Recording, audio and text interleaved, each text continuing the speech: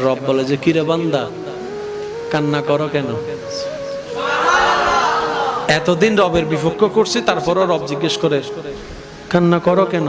বান্দা বলে মওলা, বুঝার জন্য বলছি। বান্দা বলে মওলা, নিজের চেহারা নিজে নখ দিয়ে আঁচড়াই ছিঁড়ে ফেলতে ইচ্ছা করতেছে। এই ভুল কেমনে করলাম আমি? খাওয়াইছো তুমি, গুনাগান গাইছি শয়তানের। সি সি সি। রব বলে যে তুমি কি বুঝতে পারছো তুমি যে ভুল করেছো?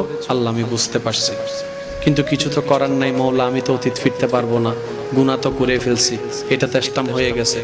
রব বলে যে তুই টেনশন করস কেন? তোর রব আমি রহমান আছি না। পয়েন্ট একটু নোট করবেন, আমি কোরআনের আয়াতের সাথে মিলাবো যাতে আপনারা বুঝতে পারেন।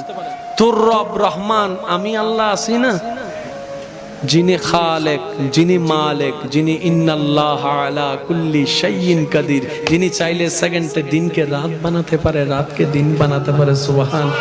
যিনি চাইলে পুরুষকে নারীতে, নারীতে পুরুষকে কনভার্ট করতে পারে, যিনি চাইলে জাহান্নামীকে জান্নাতি বানায় দিতে পারে। ওই রব আমি আল্লাহ আছি না, তুই টেনশন করস কেন?